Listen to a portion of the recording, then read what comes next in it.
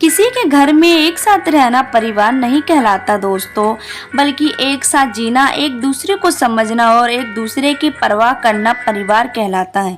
इसी motivation thought के साथ आज आपके साथ ब्लॉग स्टार्ट करते हैं। हेलो यूट्यूब फैमिली, वेलकम है मेरे न्यू ब्लॉग पे, रेनू रियल लाइफ ब्लॉग्स पे। तो गैस आप लोग कैसे हो? आई होप आप लोग बहुत अच्छे होंगे, बिल्कुल स्वस्थ होंगे। मेरी तबीयत ठीक नहीं है गैस अभी कुछ दिनों से, और आप लोग को तो पता ही है मेरे साथ क्या हो रहा है कुछ दिनों से। तो इसलिए बहुत ज़्यादा मुझे टेंशन रहती है और मेरा कहीं भी मन नहीं लगता है कुछ करने का। तो यहाँ मैं अपनी ना चादर सिल रही हूँ, बेडशीट, और ये फट गई है, ज़्यादा फट गई है पहले से। मेरे पास दो ही बेडशीट है, एक बेडशीट सही है और ये बेडशीट फट गया है ज़्यादा। तो इस बेडशीट चादर को ना 4 साल हो गया, मेरे बेटे को भी 4 साल हो गया, तो इस चादर को 4 साल हो गया है। ये मैंने अपने मायके से मंगवाया था चादर को, और मतलब 4 साल निकल गया है ये चादर को। मुझे एक एक चीज़ ना बहुत वैसे चलानी पड़ती है, क्योंकि एक एक रुपये के लिए मुझे बहुत यहाँ पर तरसना पड़ता है। क्योंकि अगर मैं अपने खर्चे के लिए भी पैसे मांगती हूँ तो वो भी मुझे नहीं मिलता है। एक ही बात कहा जाता है कि तुझे पैसों की क्या ज़रूरत है और तेरे खर्चे क्या हैं, और वैसे भी तुझे खाना तो मिल रहा है ना, दाल रोटी, तो वही बहुत है तेरे लिए। मैं अपने जैसे मुझे कोई भी अगर ज़रूरत होती है मेरे खर्चे के लिए, तो मेरी मम्मी है ना, वो मुझे भिजवा देती है, या मैं जाती हूँ कभी तो मेरी मम्मी मुझे पैसे दे देती है, या कुछ खर्चे कोई सामान जो भी उनको देना होता है मैं मंगवा लेती हूँ उन्हीं से ही। क्योंकि यहाँ पे अगर मैं कोई सामान के लिए बोलती हूँ कि मुझे ये चाहिए, तो यहाँ पे एक ही चीज़ कहते हैं कि अपनी माँ से मंगवा ले, तू कौन सा अपनी माँ के घर से लेके आई थी कोई चीज़। तो मैंने कहा कोई बात नहीं, मेरी अगर मजबूरी है, मेरी अगर ज़रूरत है तो मुझे हाथ फैलाना ही पड़ेगा किसी के सामने। अब इससे बड़ी मेरी मजबूरी क्या हो सकती है कि जिसका पति कमाता हो और वो अपनी घर में अपनी वाइफ को ना देता हो कुछ, तो इससे बड़ी मजबूरी क्या हो सकती है किसी के दूसरे के सामने वो हाथ फैलाए। एक औरत को क्या चाहिए होता है? एक औरत को कुछ गहना गहना कुछ नहीं चाहिए होता है, या गहना कपड़ा कुछ नहीं चाहिए होता है। बस एक होता है कि एक अपने पति का प्यार और एक घर वालों का प्यार, एक इज्जत चाहिए होता है। बस उसी में औरत बहुत खुश रहती है कि औरत इसकी कभी भी ख्वाहिश नहीं रखती कि मुझे गहने चाहिए। मैंने कभी भी ख्वाहिश नहीं रखा कि मुझे गहने चाहिए या मुझे बहुत सारी मतलब मेरे चाहिए, क्योंकि मैंने अपने अरमान वैसे ही इच्छाएं अपने मार दी है।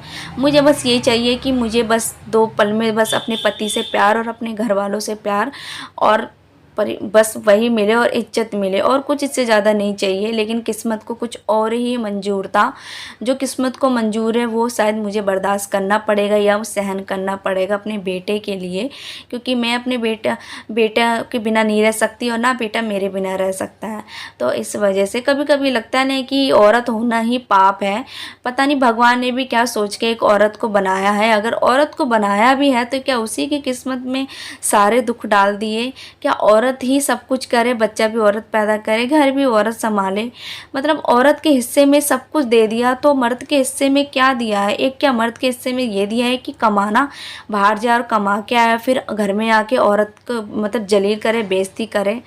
मैं तैयार कर दूंगी, क्योंकि अगर मैं इसको तैयार कर दूंगी ना तो ये अपना खेलता रहेगा, फ़ोन लगा दूंगी तो कार्टून देखता रहेगा। स्कूल नहीं जाता है अभी ये गैस, बस इसी चक्कर में मैं लगी हूँ कि मैं इसको कब, वो कौन सा दिन आएगा कि मैं इसको स्कूल भेजूँगी, और वो मेरी ज़िंदगी का बहुत बड़ा दिन रहेगा स्कूल भेजने का। क्योंकि मैं रोज़ बहुत टेंशन में रहती हूँ इसी चक्कर में कि मेरा बेटा भी कभी स्कूल जाएगा, क्योंकि वो 4 साल का हो गया है पूरा। और उसको नहला दूँगी, उसको मैं भी नहाई नहीं हूँ, जब तक ये खेलता रहेगा मैं नहा के आ जाऊँगी। और ये क्योंकि ना अगर बच्चे को नहला धुला के अगर एक साथ फ्री कर दो ना, तो फिर ऐसा लगता है कि आधा काम तो ऐसा ही हो गया है।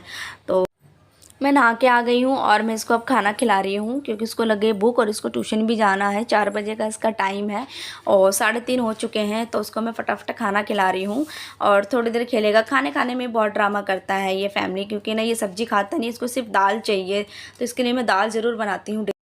A few moments later.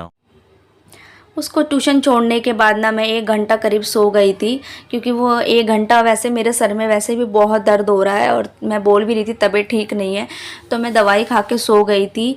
और मैं अभी उठी हूँ, देखा मैंने टाइम, तो उसका टाइम हो गया लेने का, तो उसको मैं लेके आ जाऊँगी पहले।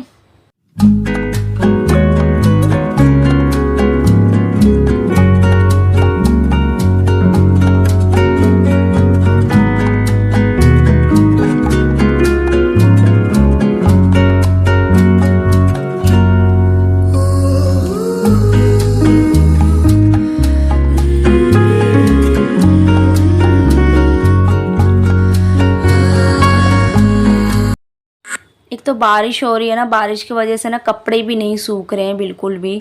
तो ये मैं यहाँ पे कपड़े उतार रही हूँ शाम के। और मैं यहाँ पे ना कुछ कपड़े तो गीले रखे हुए हैं, कुछ कपड़े सूख गए हैं, तो सूखे हुए कपड़े को मैं उठा लूँगी और गीले हुए कपड़ों को मुझे छोड़ना पड़ेगा रात भर, क्योंकि फिर ये सूखते नहीं है। या तो मैं अंदर सुखाऊँगी। और मैं ये कपड़े अपनी सास के उतार रही हूँ। और मेरे कपड़े तो रह जाएंगे कोई बात नहीं, लेकिन अगर मैं सास के कपड़े नहीं उतारूँगी शाम में तो वो फिर वो बहुत ज़्यादा फिर वो सुनाने लगती है ताने, फिर बेमतलब के कि तुम पूरा दिन क्या करती हो, अगर तुम कपड़े भी उतार के मेरी अलमारी में नहीं रख सकती हो।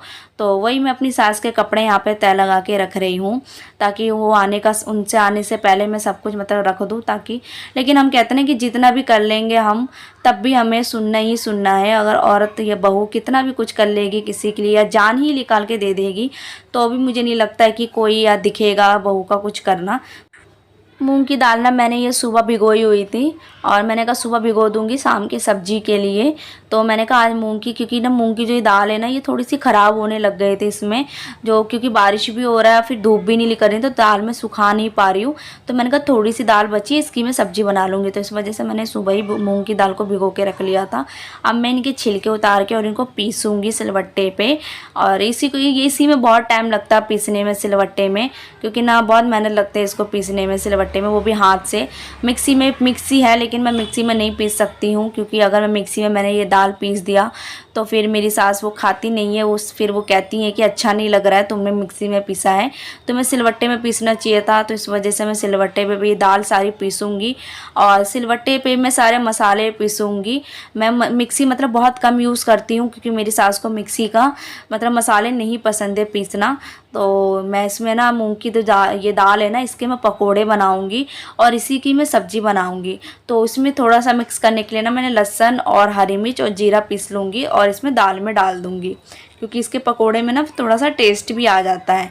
तो यहाँ मैंने सारे ये ना प्याज और लहसुन का ये मसाला बनाऊंगी, जो पेस्ट है ना ये इसका मैं बनाऊंगी पीस के, और इसमें अदरक काट के रख दूँगी।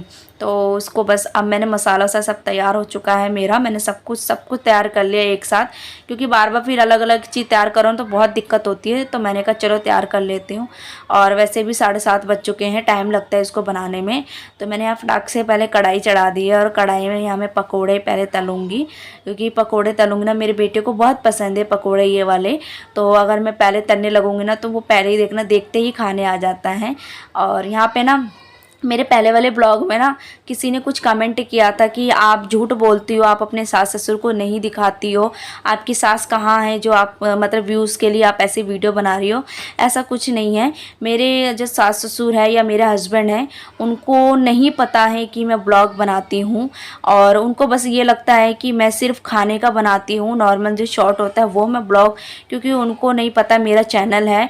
और उन्हें वैसे भी कैमरे में आना बिल्कुल भी कैमरे में पसंद क्या, वो आना ही नहीं चाहेंगे, क्योंकि मैं नहीं चाहती अगर मैंने उन्हें कैमरे मतलब वीडियो अपने ब्लॉग में लिया तो कोई प्रॉब्लम ना हो जाए, या कहीं मेरा फ़ोन जो है ये भी जो चल रहा है ये फ़ोन ही ना मेरे हाथ में रहे। क्योंकि जो मेरी सास है इनको बता देंगी तो ये बहुत गुस्सा करेंगे और ये मेरा फ़ोन मेरे हाथ से छीन लेंगे या मेरा फ़ोन टूट जाएगा। इस वजह से मैं अपने सास ससुर को नहीं दिखाती हूँ ब्लॉग में, ना हस्बैंड को। लेकिन मैं आपको लास्ट में थोड़ा सा दिखाऊंगी मैं।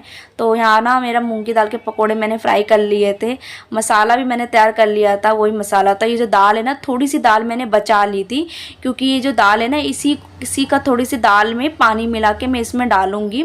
इससे ये होता है ना कि तरी जो होती है ना वो थोड़ी सी गाढ़ी हो जाती है और थोड़ा टेस्ट भी आ जाता है दाल का। तो यहाँ मैंने लगभग प्याज लहसुन का पेस्ट बनाया था, टमाटर भी डाल लिया है। अब यहाँ पे सारे मसाले डालूंगी, जैसे हल्दी पाउडर 1 चम्मच हो गया, 1 चम्मच धनिया पाउडर हो गया, 1 चम्मच लाल मिर्च पाउडर हो गया, और 1 चम्मच मैं डालूंगी यहाँ पे गरम मसाला। तो यहाँ पे ये सारे मसाला डालने के बाद ना इसको मैं फिर भून लूँगी अच्छे से, और धीमी आंच में भून लूँगी, क्योंकि फिर ना जल जाएगा। और प्याज लहसुन पहले मैंने प्याज के साथ पिसा हुआ है इसलिए।